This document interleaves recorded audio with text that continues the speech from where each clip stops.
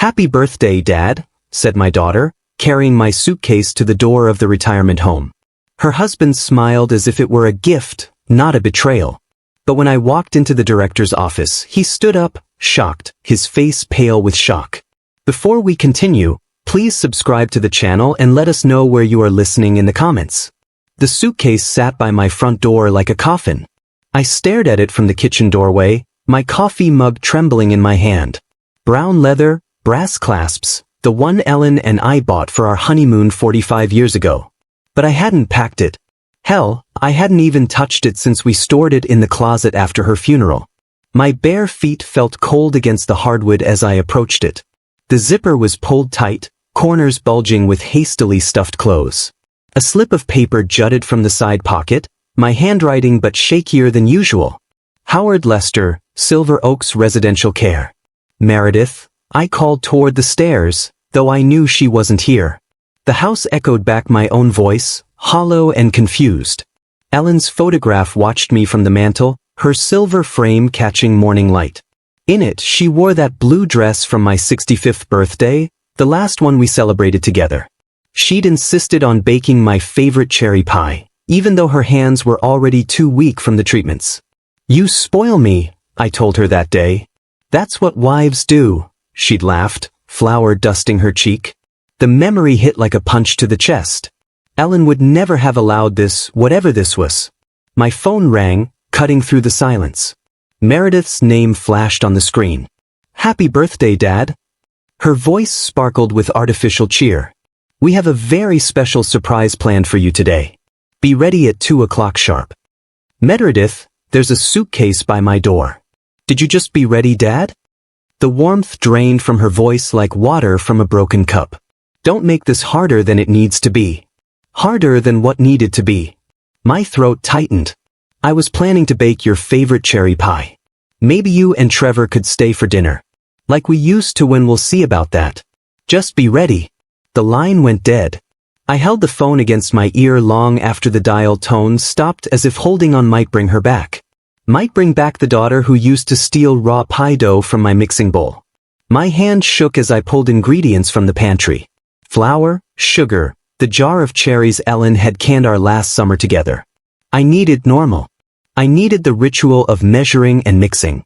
The comfort of tradition, but the flour scattered across the counter when I dropped the bag, sugar crunched underfoot. The cherries, Ellen's cherries, rolled red across the kitchen floor like tiny drops of blood. I caught my reflection in the window above the sink. 70 years old, silver hair uncombed, pajamas wrinkled from a restless night. When had I become this fragile stranger? When had my own daughter started speaking to me like I was already gone? The pie crust came together despite my trembling fingers. I rolled it thin, placed it carefully in Ellen's favorite pan, the ceramic one with tiny roses around the rim, the one Meredith always admired as a child. By 1:30, the pie sat cooling on the rack, filling the house with the scent of home. I set the dining table with our wedding china, 3 place settings arranged perfectly, white plates with golden edges, the ones we'd saved for special occasions, cloth napkins Ellen had embroidered herself. Maybe I was wrong. Maybe this surprise was something wonderful. A party, a celebration, a chance to feel like family again. Maybe the suitcase was for a weekend trip somewhere special. At exactly 2 o'clock, I heard tires on gravel. Through the lace curtains, I watched Meredith's silver SUV pull into my driveway. She sat in the passenger seat, checking her phone. Trevor was driving, his profile sharp and focused. Neither of them looked toward the house where I stood waiting. The cherry pie cooled behind me, untouched. The suitcase waited by the door, packed with clothes I hadn't chosen, and something deep in my chest began to crack, like ice breaking on a spring river. I opened the door before they could knock, dish towels still clutched in my hands from the pie preparation. Meredith's hug felt rehearsed, her arms barely touching my shoulders before pulling away. She smelled of expensive perfume and impatience. Trevor's handshake was too firm, too brief. His eyes scanned past me toward the suitcase, calculating. "Ready to go, Howard? Actually, the cherry pie just finished cooling. Your mother's recipe, Meredith. Why don't you both come in? I've set the table with the good china, And I could wrap you a slice for there's no time, Dad. Meredith's voice had that edge again, sharp as broken glass. We're already running late.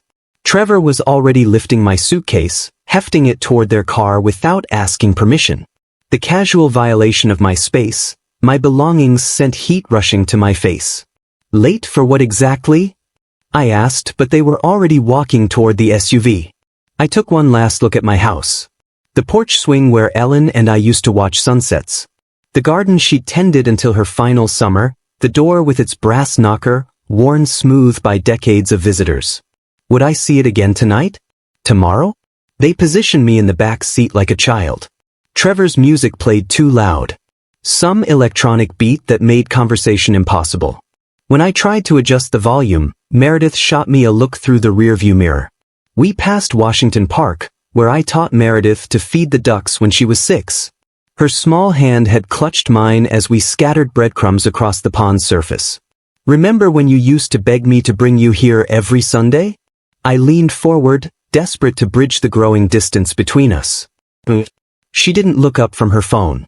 The route took us past Mel's Diner, where Ellen and I had shared coffee and pie every Sunday after church.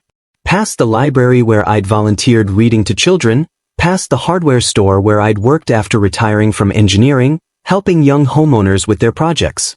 Each landmark felt like a goodbye. I hadn't chosen. Where exactly are we going? I finally asked as we turned onto unfamiliar roads heading east. Trevor caught my eye in the mirror, his smile sharp and satisfied. Somewhere you'll be much happier, Howard. Trust us. The word trust sat bitter in my mouth. When had my daughter and her husband started speaking about me rather than to me? When had I become Howard instead of Dad? Meredith was texting someone, her fingers flying across the screen. I caught fragments. Finally doing it. And much better this way. The phone's blue light reflected off her face, making her features look cold and unfamiliar. 20 minutes later, Silver Oaks came into view. A sprawling modern facility with manicured lawns and a circular driveway. The architecture was all glass and steel, designed to look expensive rather than welcoming. A sign by the entrance read, Silver Oaks Residential Care, where life begins again. My stomach dropped. Are we visiting someone? Meredith turned in her seat, that artificial brightness returning to her voice. Happy birthday, Dad. This is your new home. The words hit me like a physical blow. My chest tightened, making it hard to breathe. New home? The cherry pie I'd baked sat abandoned in my kitchen.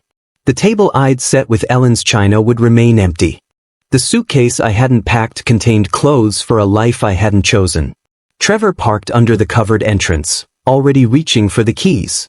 Through the windshield, I could see elderly residents in wheelchairs on the covered patio, staring blankly at the landscaping. This is temporary, right? My voice sounded small, desperate. Just until. Let's just see how you settle in, Meredith said, avoiding my eyes. The car's engine ticked as it cooled. Somewhere in the distance, I could hear the sound of lawnmowers maintaining the facility's perfect appearance. Everything was so neat, so orderly, so final. I sat frozen in the back seat while they climbed out, their movements efficient and practiced. This wasn't a surprise. It was an execution, and I was the only one who didn't know it was coming. Trevor yanked my suitcase from the trunk with unnecessary force, the leather scraping against the car's edge. I can help with that, I offered, but he waved me away. We've got this handled, Howard. His tone was dismissive, like I was already less than capable. Meredith checked her watch for the third time in 2 minutes, her foot tapping against the asphalt. She wouldn't meet my eyes, focusing instead on the facility's automatic glass doors. How long will I be staying here? I asked as we walked toward the entrance. Let's just see how you settle in first, she replied. The same evasive answer as before. My house keys still hung on my keychain, solid and familiar in my pocket. If this was temporary, why did it feel so permanent? Why had they packed everything I owned into a single suitcase? This is for your own good, Dad. Meredith's voice carried the rehearsed quality of someone who'd practiced this speech. You're not getting any younger, and frankly, we can't provide the level of care you need. But I bought you that house in Beaverton, I said, desperation creeping into my voice. I funded Trevor's coffee shop when no bank would touch it. I've never asked for anything in return except you forget where you put your keys. Meredith interrupted, cutting off my words like they were inconvenient noise. Last month you couldn't remember where you parked at the grocery store. Those are warning signs, Dad. Trevor nodded enthusiastically, his salesman's smile sliding into place. Here you'll have nurses available 24 hours a day. There's a gym, even yoga classes. Much better than sitting alone in that big empty house. That big empty house where I'd raised her, where Ellen and I had built 45 years of memories, where the cherry pie I'd baked this morning still sat cooling on the counter. As we approached the entrance, I caught fragments of their whispered conversation.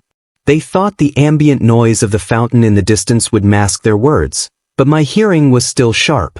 Now we can finally sell his house, Trevor murmured to Meredith. Put everything into the coffee shop expansion. The real estate agent thinks we can get at least $800,000, she whispered back. Maybe more if we stage it right. The words hit me like ice water in my veins.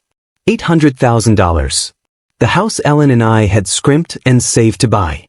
Where we'd painted every room ourselves, where we'd planned to grow old together. They'd already talked to a real estate agent, already planned my life around their profit margins. I thought of all the times I'd helped them over the years. The down payment on their first apartment, the car loan when Trevor's credit was too poor, the business investment that kept their coffee shop afloat during the pandemic. Had every hug, every birthday call, every family dinner been them calculating my net worth? My legs felt unsteady as we entered the lobby. Marble floors reflected fluorescent lighting. Generic artwork hung on sterile walls, mass-produced landscapes that meant nothing to no one. The air smelled of disinfectant and resignation. Well, this is it. Meredith's voice was artificially bright as she gestured around the space. Isn't it lovely? An elderly man in a wheelchair sat near the window, staring at the parking lot. A woman with a walker moved slowly past, her children nowhere to be seen. The silence was oppressive, broken only by the soft whisper of air conditioning and distant television noise. We'll visit soon, Meredith said, leaning in for another perfunctor hug. Her lips barely brushed my cheek, cold and quick. Trevor shook my hand one final time. Take care of yourself, Howard. They were already walking away, their relief visible in the sudden relaxation of their shoulders, the quickening of their pace. They didn't look back, not once. Through the glass doors, I watched them climb into their SUV and drive away, probably already discussing how to spend my house money. I stood alone in the lobby, my suitcase at my feet, finally understanding the scope of what had happened. This wasn't about my safety or my health. This was about $800,000 and the inconvenience of an aging father who had outlived his usefulness. The automatic doors whispered shut behind me, sealing me into my new reality. Somewhere in the distance, a television played game shows to an empty room. A nurse walked past, her shoes squeaking against the polished floor, not bothering to acknowledge my presence. I was no longer Howard Lester, retired engineer, loving husband, generous father. I was a resident, a problem solved, a house sold. But as I stood there, something cold and calculating began to crystallize in my chest. They had underestimated me in fundamental ways. They knew about the house, but not about the investment portfolio Ellen and I had built. They knew about my age, but not about my connections. They knew about my loneliness, but not about my capacity for strategic thinking. I picked up my suitcase and walked toward the reception desk, my footsteps echoing in the sterile space. If they wanted to play games with my life, they were about to learn that 70 years of experience had taught me a few things about winning. Mr. Lester, a woman's voice cut through my spiral of thoughts. I'm Jennifer, your care coordinator. She approached with the practiced sympathy of someone who delivered this speech hundreds of times. Soft scrubs, comfortable shoes, a badge photo that looked optimistic about working with elderly residents. Her smile never quite reached her eyes. Ready to see your new home? I followed her across the marble floor, my footsteps echoing in the sterile space. The suitcase handle felt foreign in my grip, packed by hands that weren't mine, filled with clothes chosen by someone who didn't know me. Jennifer chatted about meal times and activities while I studied the institution's details with an engineer's eye. Beige walls designed to be calming but achieving only blandness. Classical music played at low volume, probably selected by a committee to be inoffensive. The elevator whispered upward. Second floor, room 237. Here we are. Jennifer's enthusiasm bordered on manic as she opened the door with a key card. Your own private space. The room was smaller than my walk-in closet at home. Twin bed with industrial white linens. Dresser that looked like it belonged in a college dormitory.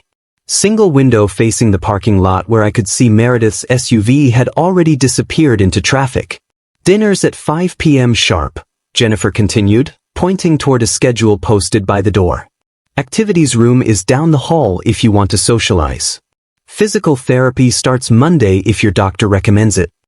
She left me alone with a cheerful promise to check on me later. The door clicked shut with institutional finality. Silence pressed against my eardrums. Outside, cars moved through the parking lot like blood cells through arteries. Purposeful, going somewhere, living actual lives. I sat heavily on the bed, the mattress too soft, unfamiliar. The suitcase weighted like evidence of my diminished circumstances. My hands shook as I pulled the zipper open. Inside, shirts I recognized but hadn't worn in years. Socks with holes Ellen would never have tolerated. Underwear that belonged in the rag pile. But missing Ellen's watch, the gold Rolex she'd given me for our 25th anniversary engraved on the back. Forever yours. Gone. The family photo albums that documented Meredith's childhood, our trips to Europe, 45 years of marriage, gone.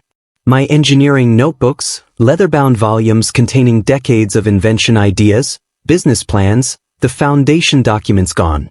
I searched through every pocket, every fold of fabric, nothing. She'd taken everything that mattered, everything that proved who I was, who I'd been, left me with the detritus of an old man's wardrobe. These old things just clutter up your space, Dad. Meredith's voice echoed in my memory from her last helpful visit. She'd insisted on organizing my closet, going through my dresser drawers. I'd been grateful for the attention, pathetically pleased she wanted to spend time with me. The silver cufflinks Ellen bought me for our first Christmas together, gone after that visit. Ellen's jewelry box emptied during Meredith's spring cleaning session. She'd called it decluttering. Said she was helping me simplify my life. She'd been erasing my life piece by piece, memory by memory. I stood at the window, watching the Oregon coast fade into evening darkness. Cars moved through the parking lot below, their headlights cutting through gathering dusk. Normal people heading home to normal lives, while I stood trapped in this sterile box. But Meredith had made one crucial miscalculation. She saw a lonely old man, vulnerable and dependent. She didn't see the engineer who'd built a medical device empire from nothing. She didn't know about the foundation Ellen and I had created, the connections I'd maintained, the resources she'd never dreamed existed. Somewhere in the distance, I heard the soft ding of the elevator arriving, footsteps in the hallway, a staff member approaching the building entrance below. Time to remind everyone exactly who they were dealing with. I walked through silver oaks with purpose, now my stride confident despite the institutional carpet designed to muffle sound. The hallways told a story my engineers I could read easily. Cost-cutting measures everywhere. Understaffed nursing stations. Residents sitting alone in common areas.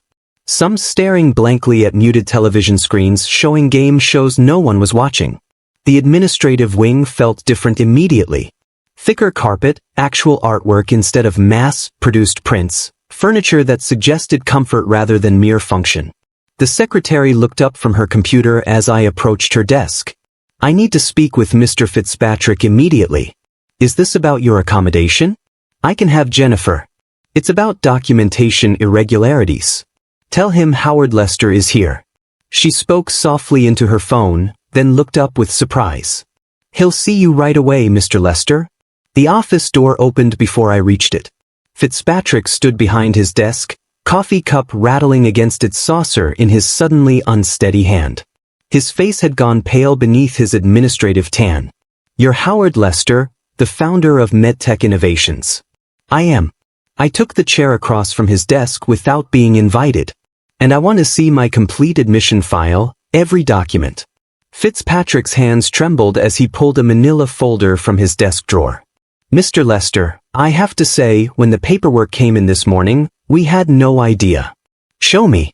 He spread the documents across his desk like a dealer displaying cards, power of attorney authorization, medical evaluation forms, emergency contact information. I examined each page with the methodical precision that had built my company from nothing. The signature on the power of attorney was clearly forged. Meredith had practiced, but she'd missed the slight tremor I developed in my left hand after Ellen's death. The medical evaluation was completely fabricated. I'd never met the doctor whose name appeared at the bottom.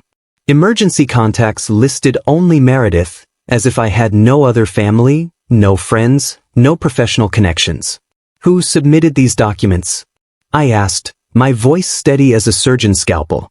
Your daughter brought them this morning, said you'd had some cognitive episodes that the family felt. This isn't my signature. I pointed to the power of attorney, and I've never met this Dr. Morrison who supposedly evaluated my mental capacity. Fitzpatrick's face went from pale to gray. Mr. Lester, if there are irregularities in the documentation, tell me about your admission protocols. What verification procedures do you follow? He launched into a nervous explanation of state requirements, legal oversight, liability concerns. Silver Oaks had been struggling financially, he admitted.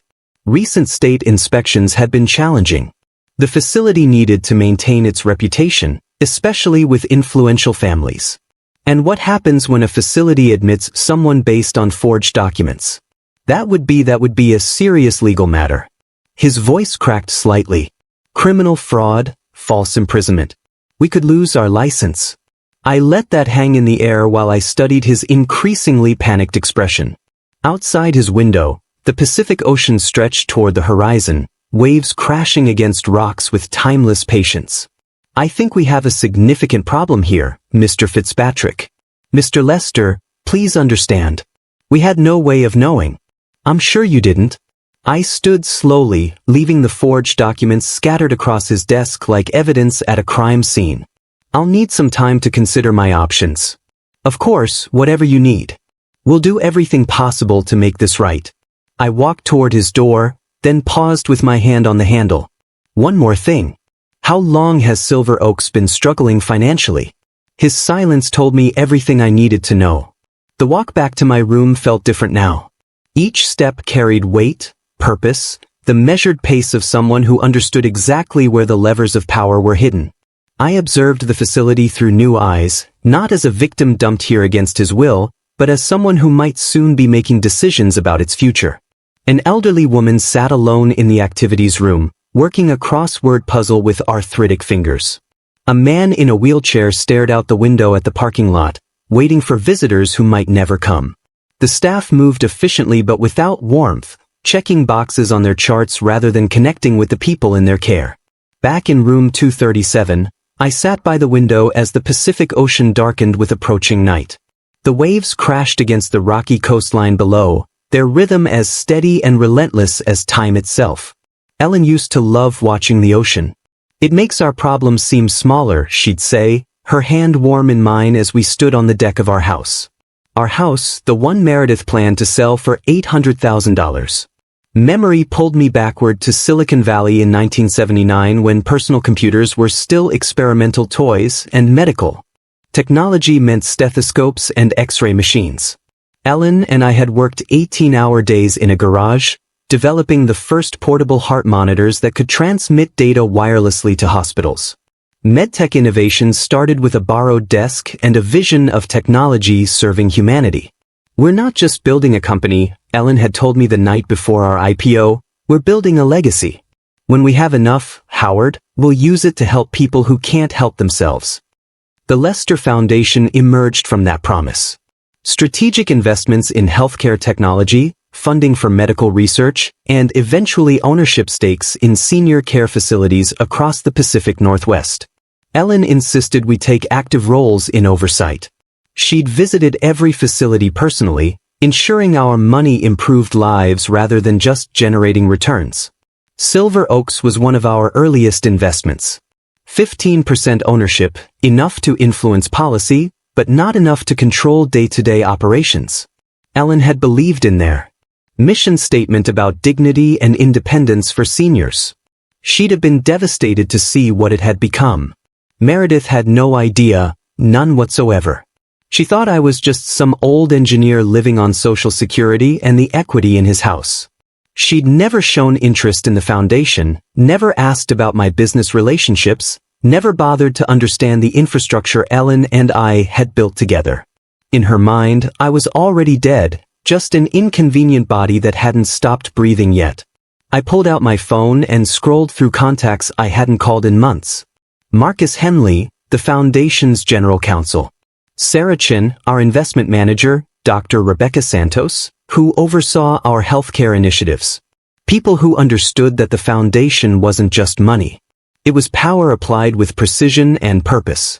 The ocean waves below seemed to pulse with Ellen's voice. Use what we built, Howard. Make it matter.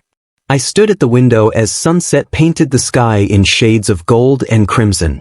Somewhere behind me, the institutional sounds of Silver Oaks continued. Dinner announcements, medication rounds, the quiet desperation of people waiting to die. But I wasn't one of them. Not anymore. Meredith had awakened something she didn't understand. This wasn't just about personal revenge anymore. This was about systemic change, about using the tools Ellen and I had built to transform not just my situation, but the situations of everyone who'd been forgotten, dismissed, or discarded by family members who saw dollar signs instead of human beings. I touched Marcus Henley's number on my phone screen. Time to remind the world that Howard Lester wasn't dead yet. The morning after my phone call to Marcus, I sat in Silver Oaks' dining room, watching the sunrise paint the Pacific Ocean in shades of gold and amber. Other residents shuffled past with their breakfast trays, most avoiding eye contact, still treating me like a fellow victim rather than what I'd become overnight. Marcus had worked through the night with our legal team. By 8 a.m., 3 attorneys were already in Portland, armed with documentation that would unravel Meredith's carefully constructed fraud, piece by piece. Mr. Lester, Jennifer approached my table, her usual cheerful demeanor replaced with nervous respect. Mr. Fitzpatrick would like to see you in his office. I found him pacing behind his desk, phone pressed to his ear, sweat beading on his forehead despite the morning coolness. When he saw me, he ended his call abruptly. That was our insurance company, he said without preamble. They're very concerned about our liability exposure. If someone was admitted based on forged documents, that someone has a name, I interrupted quietly. And that someone built the medical device company that revolutionized cardiac monitoring in the 1980s. I suggest you remember that.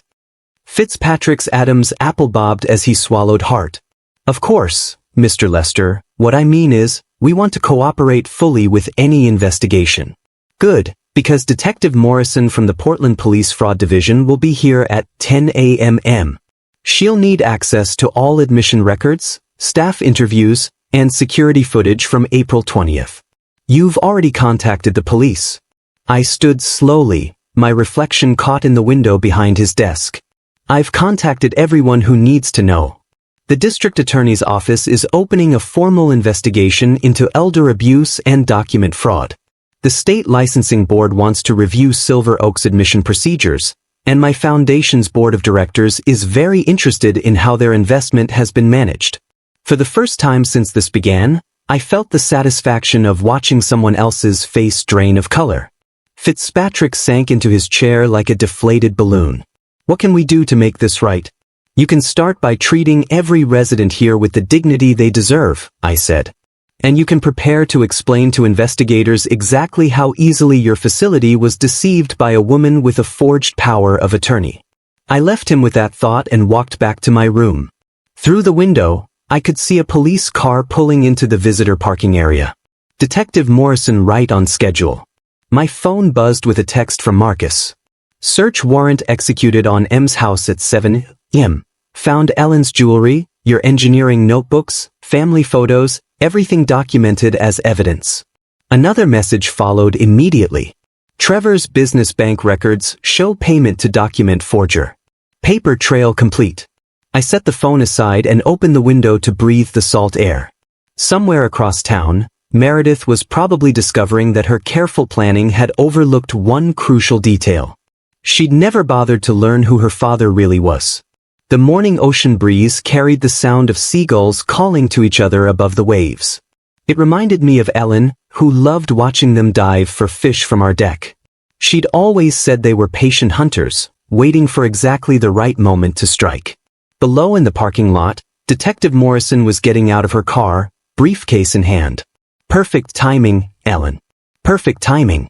Detective Morrison was younger than I'd expected, maybe 40, with the kind of sharp focus that came from years of untangling financial crimes. She set up her laptop in Silver Oak's conference room like a surgeon arranging instruments. Mr. Lester, I've reviewed the preliminary evidence your attorneys provided. This appears to be a systematic fraud spanning several months. Fitzpatrick shifted uncomfortably in his chair beside me. Detective, I want to emphasize that Silver Oaks had no knowledge of any irregularities. Mr. Fitzpatrick, Morrison, interrupted without looking up from her screen. Your facility's procedures are part of this investigation. Please answer only what I ask. She turned to me. Let's start with the timeline. When did you first notice personal items missing from your home? Ellen's watch disappeared in February during what Meredith called a decluttering session. The family photo albums vanished in March when she helped me organize the den. My engineering notebooks, 40 years of invention notes, were gone after her April visit. Morrison typed rapidly. Did you confront her about these items? I trusted her. She said I was getting forgetful, that she was protecting valuable things from being misplaced. The admission tasted bitter. I believed my own daughter. When she said I needed help, and the forged power of attorney. Fitzpatrick produced the document with shaking hands. Morrison examined it under a magnifying glass, comparing it to my actual signature on my identification. The stroke patterns are wrong, she noted. Whoever forged this practiced, but they couldn't replicate the slight tremor in your dominant hand. When did that develop? After Ellen's death, stress-related. Meredith would have known if she'd paid attention. Morrison photographed the document from multiple angles. We found the original forge tool at your daughter's residence this morning. A practice pad with dozens of signature attempts. Also interesting, a receipt for the medical evaluation form from a company that produces fake documents for novelty purposes. Novelty purposes, fake diplomas, joke certificates, apparently also fraudulent medical reports for family members who want to declare relatives incompetent. The casual cruelty of it struck me like a physical blow. Meredith hadn't even used a sophisticated operation. She'd ordered my mental incompetence from a website like buying a gag gift. There's more. Morrison continued. Your son-in-law's business account shows a payment of $1,500 to someone named Derek Coulter, a known document forger with prior for elder fraud. He's already agreed to testify in exchange for reduced charges. Fitzpatrick made a strangled sound. $1,500 to destroy a man's life.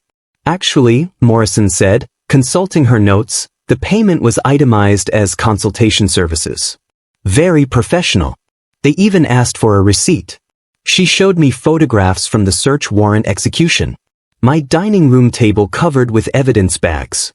Ellen's jewelry laid out like pieces of a puzzle, my engineering notebooks, the leather covers worn smooth by decades of use. Family photos scattered across the kitchen counter where Meredith had apparently been deciding which memories to erase. The interesting thing, Morrison continued, is how methodical this was. Your daughter created a paper trail, proving your alleged incompetence while simultaneously stealing evidence of your actual achievements. It's like she was trying to rewrite history. Through the conference room window, I could see Edna in her wheelchair reading a book in the courtyard. Lyle was setting up a chessboard nearby, though the chess club had been cancelled months ago due to budget constraints. Normal people living diminished lives because institutions prioritized profit over dignity. Detective Morrison, what happens next? Grand jury indictment, probably within 2 weeks, elder abuse, fraud, conspiracy, identity theft.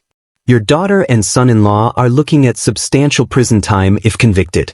She closed her laptop with a definitive snap.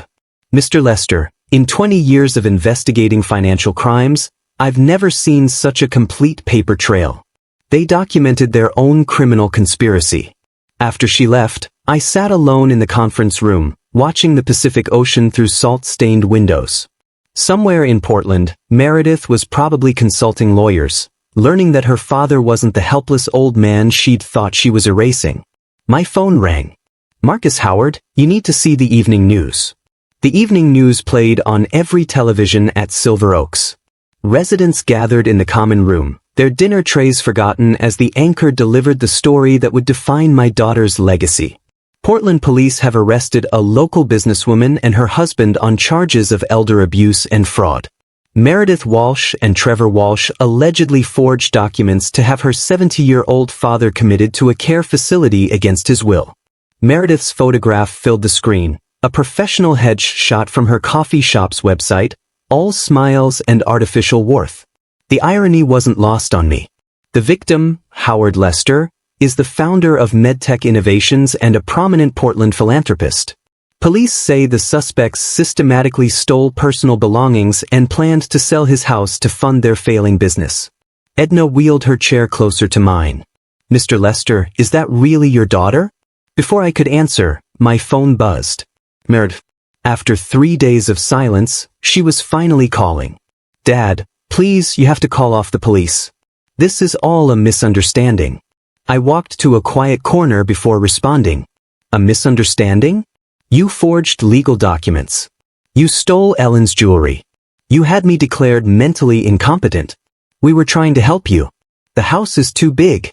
You're all alone." So, my voice carried decades of accumulated authority. "Just stop lying. I know about the $1,500 to Derek Coulter. I know about the practice signatures. I know about your plan to sell my house." Silence stretched between us like a chasm. "Dad, if this goes to trial, it'll destroy our business. Aiden's college fund. You should have thought about Aiden before you decided to erase your father." I ended the call. 20 minutes later, my phone rang again. Aiden this time. "Grandpa, I just saw the news." I had no idea what Mom and Dad were planning. Hearing his voice, young, confused, ashamed, reminded me that innocent people get caught in the crossfire of other people's greed. "I know you didn't, son. Is it true? Did they really steal Grandma Ellen's things?" A long pause. "Then I'm so sorry, Grandpa. If I'd known." "This isn't your fault, Aiden. Your parents made their choices. What happens now?" Through the window, I watched the sunset paint the ocean in shades of orange and gold. Ellen would have loved this view. She'd have forgiven Meredith instantly, found some way to excuse the inexcusable. But Ellen was gone, and I was tired of being everyone's victim. Now your parents face the consequences of their actions, and you decide what kind of man you want to become. The next morning, a news van was parked outside Silver Oaks. Trevor's coffee shop had a line of protesters holding signs reading, "Elder abuse is not business, and jail the thieves." Their Yelp reviews had plummeted overnight. My phone showed 17 missed calls from Meredith. I deleted them without listening. 2 days later, I walked into Silver Oaks conference room to find 5 board members standing respectfully around a polished mahogany table. The contrast with my last visit here was striking. Instead of being escorted like a confused patient, I entered as someone whose presence commanded attention. "Mr. Lester," Fitzpatrick began, his voice carrying none of its previous condescension, "we'd be deeply honored if you would consider joining our patient care oversight board." The other members nodded with the kind of difference usually reserved for major donors, which I supposed I was. "I accept," I said, settling into the chair they'd pulled out for me. "Provided we prioritize resident dignity above profit margins." Board member Patricia Chin, a retired hospital administrator, leaned forward.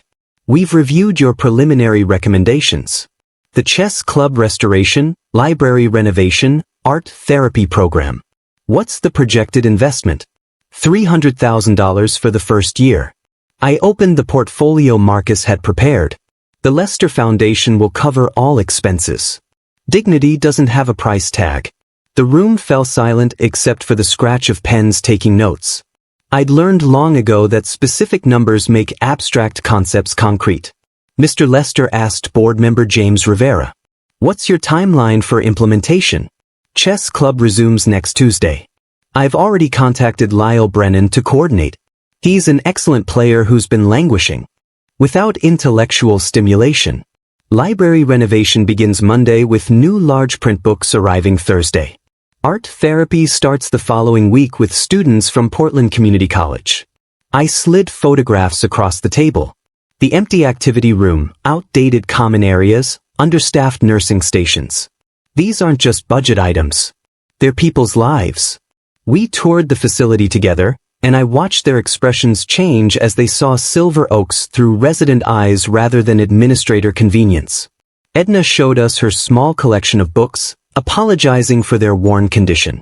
Lyle demonstrated chess moves on an improvised board made from cardboard and bottle caps. This space could accommodate 20 chess tables, I told the group, gesturing toward the underutilized recreation room. And this wall would be perfect for displaying resident artwork. Board member Dr. Martinez nodded thoughtfully. The resident engagement would improve dramatically. Engagement, physical health, mental stimulation, family satisfaction, everything interconnected, I agreed. Quality care isn't expensive when you measure the right outcomes. Back in the conference room, I signed the board appointment documents while they watched with something approaching awe. The foundation commitment papers followed, making the funding legally binding. One more thing, I said, capping my pen with deliberate ceremony. I want monthly progress reviews with resident input, not surveys about satisfaction, but actual conversations about what they need to maintain dignity. Fitzpatrick practically vibrated with nervous energy. Of course, Mr. Lester, whatever you think best. Walking back to my room, I felt Ellen's presence in the hallway's improved lighting and the plans taking shape in the hope beginning to replace resignation on residents' faces. She'd always believed that money without purpose was just paper. Purpose without resources was just wishful thinking. I had both now. My phone rang as I reached room 237. Marcus with news about the media strategy for Meredith's case. Time to ensure the legal victory translated into lasting change. By May, the story had grown beyond local news into a cautionary tale about elder abuse that resonated across the country. I watched the coverage from Silver Oaks common room, surrounded by residents who'd become unlikely celebrities in their own right. Local couple charged with defrauding elderly father appear in court today. The anchor announced over footage of Meredith and Trevor hurrying past reporters. Meredith and Trevor Walsh face multiple felony charges in what prosecutors call a systematic scheme to steal from Howard Lester, founder of MedTech Innovations. Lyle shook his head in disgust. How does someone do that to their own parent? The camera cut to an interview with the prosecutor. The defendants forged power of attorney documents, fabricated medical evaluations, and systematically stole family heirlooms over several months. This represents elder abuse at its most calculated. That evening, Aiden helped me navigate the social media storm engulfing his parents. Meredith's Instagram account, once full of carefully curated family photos, had become a wasteland of angry comments. Look at this, Aiden said, scrolling through the responses to her last post. A picture of her and Trevor smiling at their coffee shop. Disgusting. How could anyone do this to their elderly father? The business review sites told an even starker story. Their coffee shops had dropped from 4-star ratings to 1.5 stars virtually overnight. Customer after customer explained why they could no longer support a business run by people who abused elderly family members. We used to come here every morning, read one Yelp review. But knowing what these people did to their father makes the coffee taste bitter. Local news interviewed former customers outside their flagship location. I can't give money to people who would forge documents to steal from their own dad, a middle-aged woman explained. There has to be consequences for that kind of behavior. Trevor appeared on a local business program attempting damage control that only made things worse. When the interviewer asked about the forged medical evaluation, he stammered about misunderstandings and family dynamics. But Mr. Walsh, the reporter pressed. Police found the payment to a known document forger in your business account. How do you explain that? His deer and headlights expression said everything. Within hours, clips of his fumbling responses were viral on social media, accompanied by hashtags like Elder Abuse is Real and Kai's Justice for Howard. Meredith attempted her own interview with a sympathetic local host, but the questions were sharper than she expected. We were trying to ensure his safety and well-being, she insisted, her composed facade cracking slightly. Then why forge legal documents? Why not involve your father in the decision? He doesn't always remember things clearly. Mr. Lester founded a medical technology company and runs a multi-million-dollar foundation. Hospital administrators across the region describe him as sharp and engaged. Are you suggesting they're all mistaken? The interview ended with Meredith walking off camera. By June, their business was failing. Local news reported on layoffs at their coffee shops, unpaid rent, potential eviction. The community had spoken with their wallets, and the verdict was unanimous. My phone rang one evening. Aiden, now 18 and preparing for college. Grandpa, I've been thinking about changing my major to nonprofit management. I want to learn how to run a foundation properly. Through my window, the Pacific Ocean reflected the sunset in shades of gold and crimson. Ellen would have been proud of the boy Aiden was becoming despite his parents' choices. That's excellent, son. The foundation will need leadership from someone who understands that true wealth lies in helping others. A year of transformation was almost complete. April 20th, 2025, exactly 1 year later, I stood in my own kitchen again, the morning light streaming through windows that faced the garden Ellen and I had planted together. The cherry pie baking in the oven filled the house with the same sweet scent as that terrible morning 12 months ago. But everything else had changed. My suitcase sat in the closet where it belonged. Ellen's jewelry box was back on our dresser, each piece carefully returned after serving as evidence. The family photo albums lined the living room shelves again, documenting happier times when I still believed in my daughter's love. The doorbell rang at exactly 2 o'clock. Not Meredith this time. She was serving an 18-month sentence for elder abuse and fraud. Instead, Aiden stood on my porch, now 19, and studying nonprofit management at Portland State University. Happy birthday, Grandpa. His embrace was warm, genuine, everything his parents had never been. We sat at my kitchen table, the one Ellen and I had chosen 40 years ago, while I explained the foundation documents he would inherit. Great-grandmother, Ellen, believed wealth was a tool for dignity, I told him as he signed the succession papers. She used to say that money without purpose was just paper with numbers on it. I understand, Grandpa. I promise to honor what you and great-grandma built. Together we drove to Silver Oaks for what had become my weekly board meeting. The transformation was remarkable. Chess tables occupied the recreation room where 15 residents played with focused intensity. The new library hosted Edna reading stories to visiting children from Lincoln Elementary. Art therapy sessions filled the East Wing with laughter and creativity. Mr. Lester, Lyle called from his chess match with a visiting grandson. Come see the philosophy discussion group schedule. We're debating Aristotle next week. The bulletin board near the entrance displayed thank you letters from residents and families. Edna's note written in her careful cursive read, "You return dignity to forgotten people." A daughter whose mother now thrived here had written, "Mom is happy for the first time in 3 years." Fitzpatrick's quarterly report showed measurable success. A waiting list for admission recognition from the state as a model facility.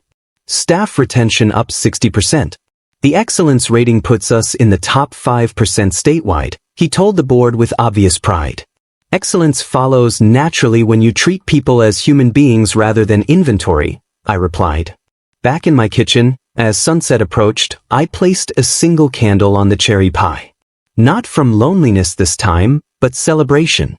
The walls displayed artwork from Silver Oaks residents, watercolor seascapes, charcoal portraits, abstract pieces that spoke of minds still creating, still contributing. A photograph of the transformed facility sat next to Ellen's picture. In it, residents played chess, read books, painted canvases, engaged with visiting families. Their faces showed contentment, purpose, the dignity Ellen and I had always believed every person deserved. I lit the candle and spoke to the quiet kitchen. Happy birthday, Howard. You chose justice over revenge, transformation over destruction. The phone rang. Aiden, calling from his dorm room. Grandpa, I wanted to tell you about my foundation management class. We studied your Silver Oaks transformation as an example of strategic philanthropy creating systemic change. Through the window, the Pacific Ocean reflected the day's last light. Somewhere in the distance, seagulls called to each other above the waves. Patient hunters, Ellen used to say, who knew exactly when to strike. I picked up the phone, surrounded by evidence of a year that had transformed betrayal into purpose, loneliness into legacy, and victimhood into victory. Tell me all about it, son. We have important work ahead of us. If you like this story, please like this video, subscribe to the channel, and share your impressions of this story in the comments. To listen to the next story, click on the box on the left. Thank you for watching.